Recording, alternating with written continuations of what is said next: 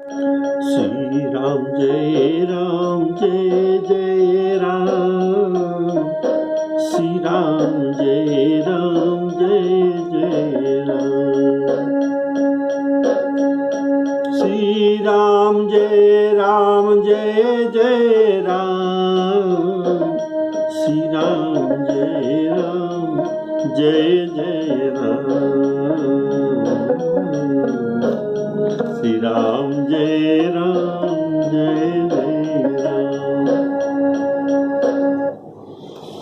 आदरणीय श्रोता बंधुओं को सप्रेम राम राम कहकर आज का राम कथा आपके सामने परिवेशन करने जा रहा हूँ। बोलिए सियावर रामचंद्र की जय।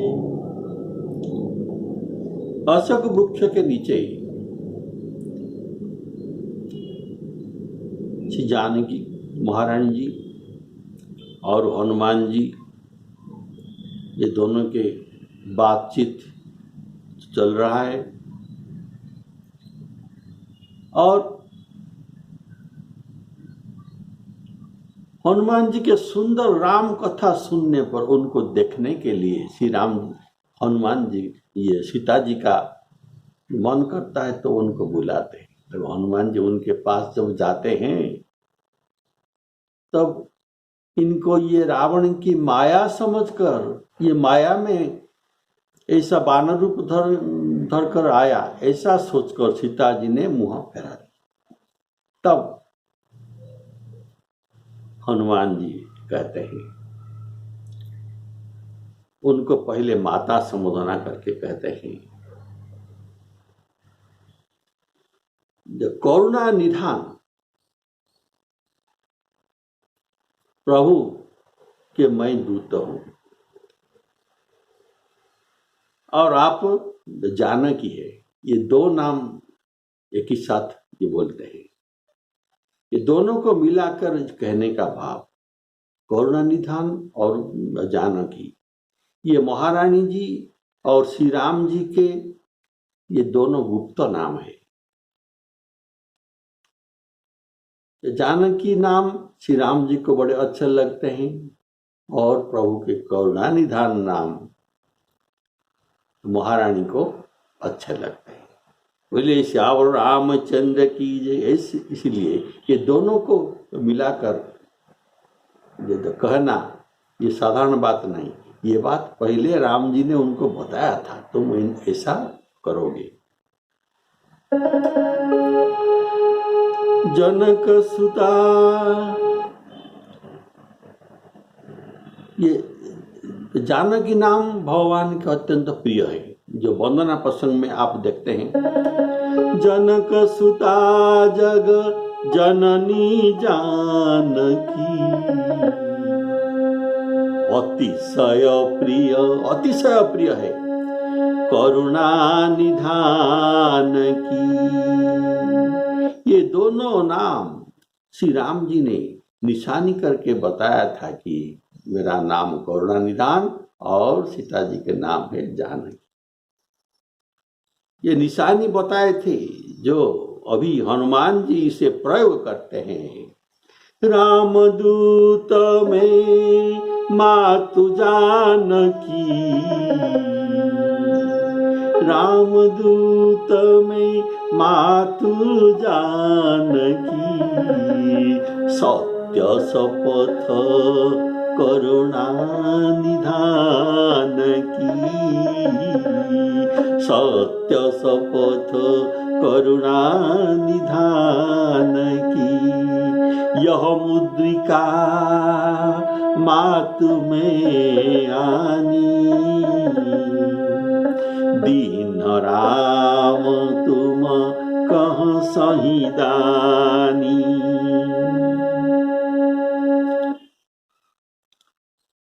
बोलिए श्री श्याम रामचंद्र की जय। तो हनुमान जी कहते हैं तो माता जी ये मुद्रिका मैंने लाई हूं अर्थात अशोक वृक्ष ने तुम्हें ये मुद्रिका नहीं दिया। अशोक में अंगूठी नहीं पलते हैं। बोलिए श्यावर रामचंद्र की जय। राम नामांकित तेजं पश्यन् दिव्य अंगुलीयकम् प्रत्ययार्थ तव आपके विश्वास के लिए। और राम नामांकित तेजं पश्यन् दिव्य अंगुलियम, ये दिव्य तेज वाला अंगुली प्रत्ययार्थ तव आपके विश्वास के लिए आनितम मैं लाया हूं। और कहां से लाया हूं? तेन दत्त महात्मना श्री राम जी ने मुझे दिया है। ये वाल्मीकि रामायण में लिखा गया है। अब सीता जी के विश्वास हो गया। उनके देखकर ये मुंह जो फेरा लिया था, फिर बैठी मन विस्मय भऊ, आश्चर्य जो हुए थे, अभी प्रेम देखकर उनका दास जान गया, ये राम जी के दास है। प्रतीत हुआ, प्रतीत अर्थात विश्वास। विश्वास कैसे होता है? पहले जाना जाता है, पहले जानना होता है, इसके बाद विश्वास होता है, प्रतीति होता है। और बिना प्रतीति में प्रीति नहीं होती। गोस्वामी जी ने ये बात कहा है।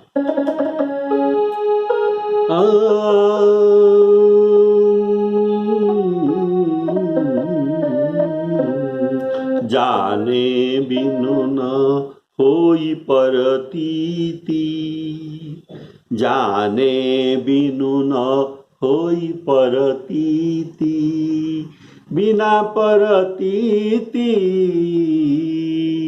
होई नहीं प्रीति। पहले जानना पड़ता है, इसके बाद प्रतीति विश्वास होता है, और विश्वास के बाद ही प्रीति होता है। ये थर्ड स्टेज। बोले श्यावर रामचंद्र की जय।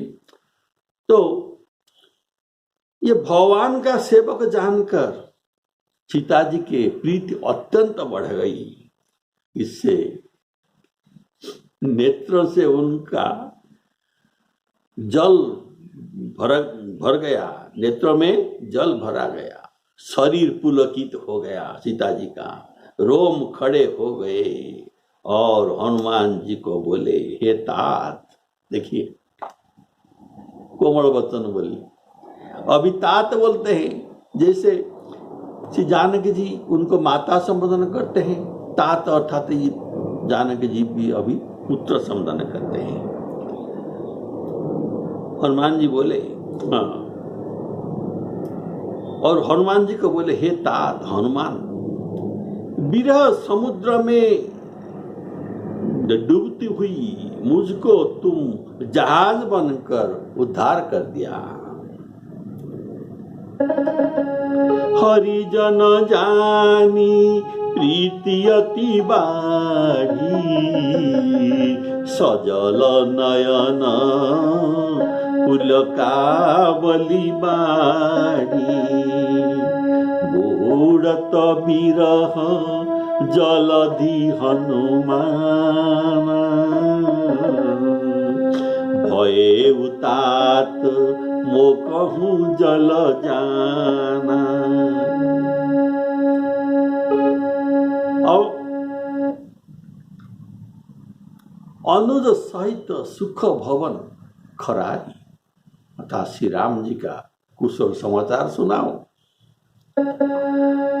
अब कहूँ कुशल जाऊं बलिहारी, अनुज सहित सुख भवन खरारी,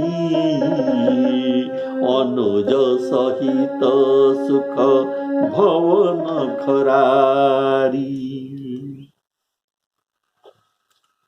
बूढ़त विरह जलधि हनुमाना, मो कहूँ तात भयऊ जल जाना, अर्थात मैं आत्महत्या करना चाहती थी। तजऊ देह करू बेगी उपाय, ऐसे उपाय मैं कर रहा था। और दुसह विरह नहीं सही जा, इसका कारण मैं दुसह विरह दुख नहीं सह सकता था। तब आप कथा सुनाए। कथा सुनाते हुए भी जो कहा था कि हनुमान नाम का दूत जो समुद्र पार करके अशोक वाटिका में पहुंचे और आपको परम विरहानल में पीड़ित देखकर जो मुद्रिका गिराई, यह बानर मैं ही हूँ, मैं ही हनुमान नाम का बानर। हनुमान जी ऐसे आपका नाम सुनाए थे, इसीलिए सीता जी उनको हनुमान संबोधन करते हैं।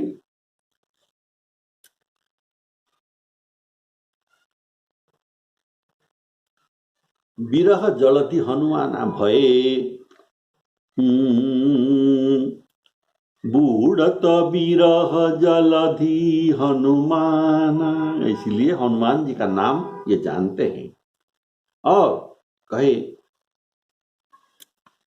अर्थात तुम जहाज होकर मैं डूबती हुई को सहारा बन गया, जड़जान हुए कहकर जनाया कि यद्यपि हनुमान जी आधार मिल गए और डूबने से सीता जी को बचा लिया, पर अभी तक सीता जी विरह सागर को पार नहीं किया है। ये कब पार हो सकते हैं? जब श्री रामचंद्र जी उनको मिलेंगे तब। बूढ़त विरह बारिश, बारिश समुद्र कृपा निधान कर गही लियो, जब श्री राम जी उनका हाथ पकड़ कर लेंगे तब उनका विरह सागर पार होना कहा जाएगा। जैसे हनुमान जी यहाँ सीता जी को विरह सागर में डूबते बचाते हैं, वैसे ये बहुतों को भी ये सागर से डूबते हुए बचाया। तो उन्होंने अंगद आदि सभी जो बानर को, ये तो सुग्रीव के हाथ सब तो मरने वाले थे, इनको तो कौन बचाया? हनुमान जी तो बचाए। तलफत मीन पाव जिमी बारी, जैसे मीन तड़पता रहता है बिना बारी के, बिना जल के, ऐसे ये सब तड़प रहे थे, हनुमान जी उनको बचा लिए। तो ऐसे उन्होंने अंगद आदि को बचाया था, भरत जी को भी बचाया था। रामचंद्र जी के आने का 14 वर्ष वो एक दिन बाकी था, तो भरत जी विरह सागर में ऐसे डूब रहे थे और चिता सजाकर उसके पास बैठे थे, सोच रहे थे कारण कवन नाथ नहीं आए हम। इसी समय ये विरह सागर में ये डूबने जा रहे थे, तब हनुमान जी वहां जहाज बनकर आ गए और उनको बचा लिया। बोले श्यावर रामचंद्र की जय। अर्थात सीता जी का समाचार लाकर अंगदादि का सभी वानरों के प्राण हनुमान जी बचाए, नहीं तो सुग्रीव उनके वध कर देते। अब सीता जी माँ जगत जननी जानकी पूछते हैं, अब कहूँ कुशल जाऊं बलिहारी। ये बलिहारी शब्द का भाव बड़ा सुंदर भाव है। बलिहारी का भाव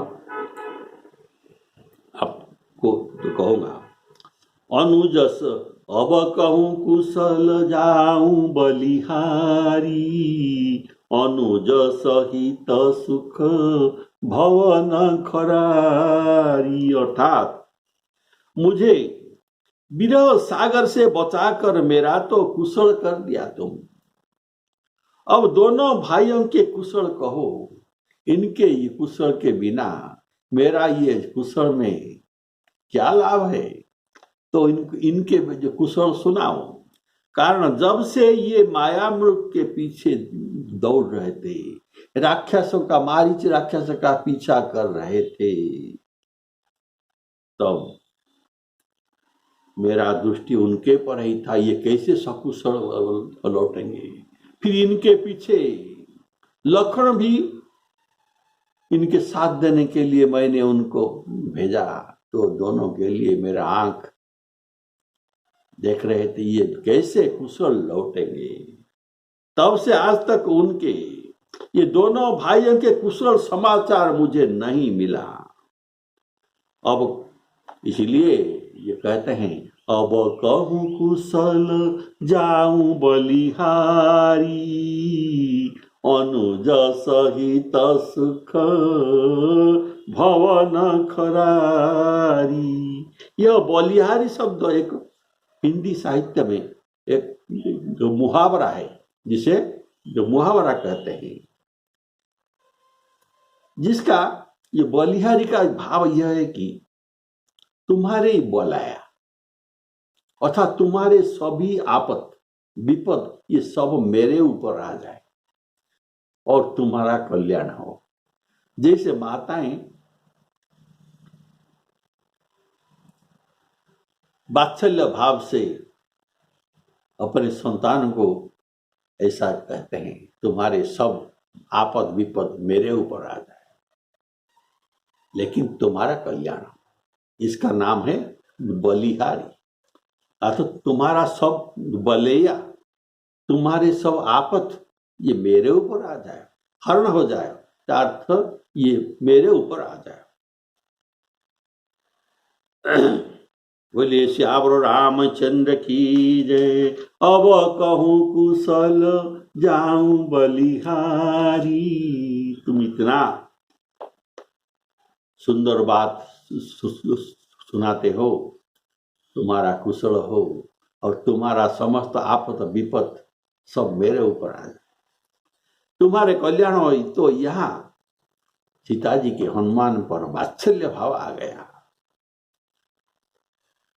पर लखन का कुशल पहले तो कुछ नहीं, अनुज सहित, अर्थात लखन का नाम पहले क्यों धरते हैं,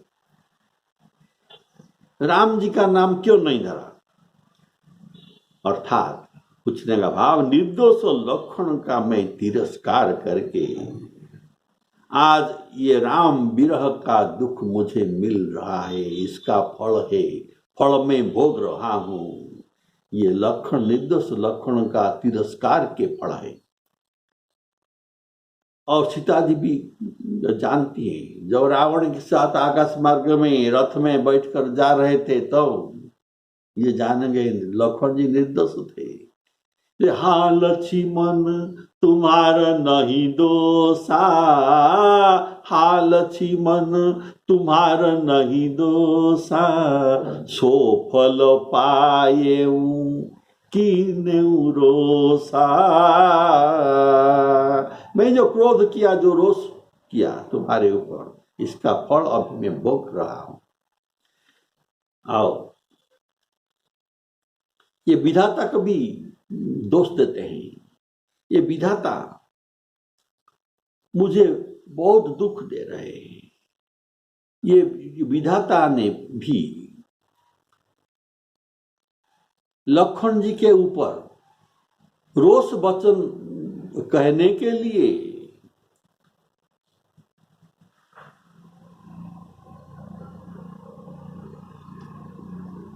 मेरे द्वारा कहा है। बोलिए श्यावर रामचंद्र की जय। कटु वचन विधाता ने मुझे कहा है। अतः ये जानना चाहती है कि अब भी क्या लखन जी मेरे ऊपर रुष्ट है। जब तक ये मुझे क्षमा न करेंगे मुझे यह दुख भोगना ही पड़ेगा। पहले लखन जी के कारण, लखन जी के बारे में पूछने में अनेक कारण भी हो सकता है जो महानुभव ने बताए हैं सत्संग में।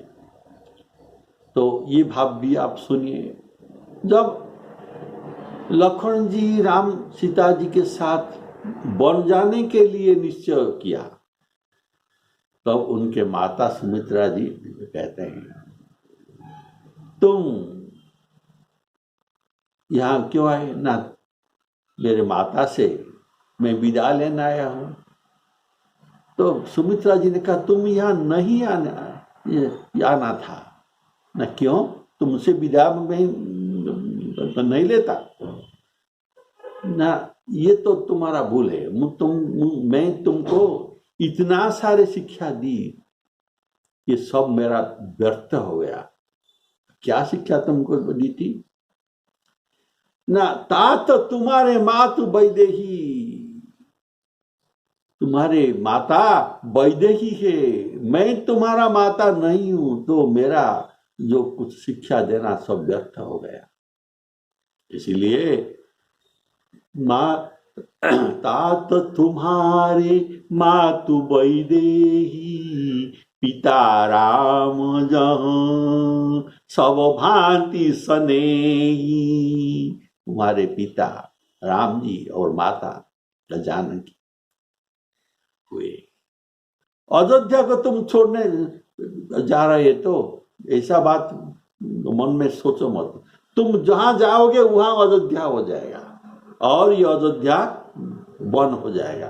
बोले श्यावर रामचंद्र की। इसलिए इस नाते से लखन जी तो राम सीता माता की पुत्र ही है, इसीलिए माता के पुत्र पर अधिक स्नेह होता है। इसलिए इनका नाम पहले पूछते हैं। बोले श्यावर रामचंद्र की। इनको कटु वचन कहे थे, इसीलिए इनके मन में ग्लानि था, इसीलिए इनका नाम पहले लिया अनुज सहित। और ये राम जी के वनवास में एकमात्र संगी है। राम जी के साथ तो और तो कोई नहीं, और एकमात्र रक्षक है। ये कुशल रहे तो मेरे स्वामी भी कुशल में रह सकते हैं। अगर लखन जी का कुशल नहीं तो राम जी का भी कुशल नहीं है। बोले श्यावर रामचंद्र की। इसीलिए माता जानकी पहले लखन का नाम लेकर उनका कुशल पूछते हैं।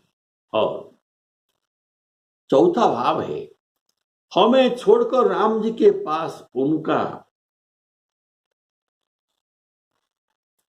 राम जी जब माया मृग के पास पीछे चलते हैं तब लखन जी को मेरा सुरक्षा का दायित्व देकर जाते हैं। मैं उनको जो क्रोधित वचन कहने पर लखन जी भी वहां से जो मेरे पास से चले गए। तो राम जी लखन जी पर क्रोधित नहीं हुए तो तुम क्यों? मेरा वचन मम पेली आई हूं यहाँ। सीता को अकेली छोड़कर यहाँ तुम क्यों आए? ऐसा कहकर उन पर ये क्रोधित नहीं हुए। तो इसीलिए ये सब कारण के लिए सीता जी लखन जी का कुशल समाचार पहले पूछते हैं और कहते हैं, सुख भवन खरारी, अनुज सहित सुख भवन खरारी। अनुज सहित लखन जी का नाम पहले क्यों आया ये आपने सुने। अभी सुख भवन खरारी का भाव सुनिए। वे तो सुखधाम है, ये तो आनंद स्वरूप है और सुख से रहने के योग्य भी है श्री राम जी। पर कहीं मेरे वियोग तो विरहजन्य शोक से संतप्त होकर घबरा तो नहीं गए। वे तो कुशल में है, तो वे इसी लंकापुरी को भस्म क्यों न कर देते, रावण को दंडित क्यों न कर देते।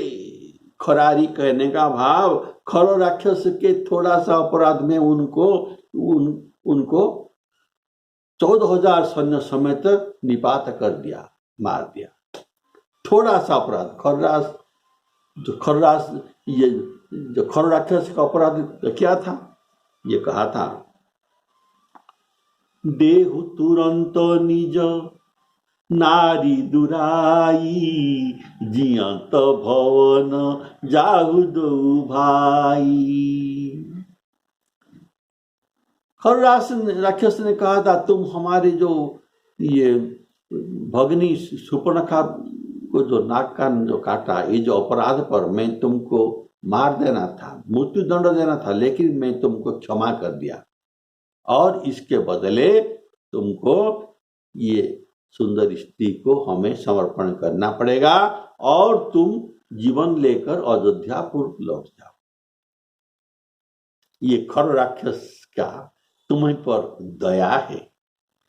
तो इसका खर का इतना ही अपराध था कि तुम देहु तुरंत निज नारी दुराई, तुम्हारी नारी को हमको दे दो। इतने पर 14,000 सेना के सहित श्री राम जी ने उनको वध कर दिया था। लेकिन साक्षात रावण मुझे तो चुरा कर हरण करके लंका पर ले आया, तो इनको क्यों वध नहीं करते? बोलिए श्यावर रामचंद्र की जय। ये तो कोमल चित्त है, क्या ये अभी निष्ठुर हो गई? हे कपि, श्री रघुनाथ जी तो कोमल चित्त है और कृपाणु है, रघुकुल के राजा है। रघुकुल के सभी राजा कोमल चित्त और दयालु होते हैं, और उनमें तो श्री रघुकुल के राजा श्री रामचंद्र जी सबसे मणि है, सबसे श्रेष्ठ है। उन्होंने किस कारण ऐसा निष्ठुरता धारण कर लिया? सेवक को सुख देना उनके स्वाभाविक स्वभाव जनित स्वभाव है। वे रघुकुल नायक क्यों कर मेरे याद कभी ये करते हैं? बोले श्याम रामचंद्र की जय। सीता जी पूछते हैं, ये रघुवर मेरा क्या कभी याद करते हैं? हे तात, कभी श्री राम जी के श्यामल कोमल शरीर को देखकर मेरे नेत्र शीतल होंगे? कब ये हो सकता है? ये भाग्य कब मुझे मिलेगा? सीता जी ऐसे कहते हुए अत्यंत शोकातुर हो गए, भाव विभोर हो गए, और जिससे उनके मुख से और वचन नहीं निकल रहा था और आंखों में आंसू भर गया था। बोले श्यावर रामचंद्र की जय। अत्यंत दुख से कहा सीता जी, हे नाथ, मुझे बिल्कुल क्या भूल गए, बुला दी गई। कोमल चित कृपाल रघुराई, कोमल चित कृपाल रघुराई, कपि के ही हेतु धरि निठुराई, सहजवानी सेवक सुखदायक, कबहु कसुरती। कब क्या याद करते हैं? कबहु कसुरती करत रघुनायक, कबहु नयन मम शीतलिता, कोई हही निरखी श्याम मृदु गाता, कोई हही निरखी श्याम मृदु गाता। बचन कहत भरे लोचन बारी, अहो नाथ निपट विसारी, अहो नाथ निपट विसारी। निपट विसारी, क्या मुझे बिल्कुल भूल गए? बोले श्याम रामचंद्र की जय। कोमल चित कृपाल रघुराई, कपि के ही हेतु धरी निथुराई। अर्थात निज स्वभाव से जब ये कोमल चित्त और कृपालु है तो निष्ठुर नहीं होना चाहिए। सीता जी को विरह से परम व्याकुल देखकर कपिसी हनुमान जी मृदु और विनीत युक्त विनय युक्त वचन बोलते हैं, हे माता, प्रभु छोटे भाई लक्ष्मण सहित कुशल में है, जो उनका प्रश्न था उत्तर। परंतु अत्यंत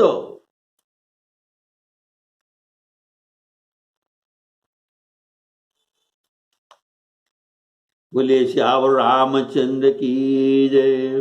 परंतु अत्यंत कृपा के स्थान ये प्रभु आपके दुख से दुखी हो रहे हैं, आपके दुख से अत्यंत दुखी है। हे माता, अपनी मन में न्यूनता न लाइए, आपके मन में न्यूनता नहीं लाइए। श्री राम जी के प्रेम को न्यून या कम न समझिए, ग्लानि न करने, ग्लानि न कीजिए। आपसे श्री राम जी के हृदय में दुगुना प्रेम है। बोलिए श्याम रामचंद्र की जय। श्री राम जी के हृदय में आपके लिए दुगुना प्रेम है।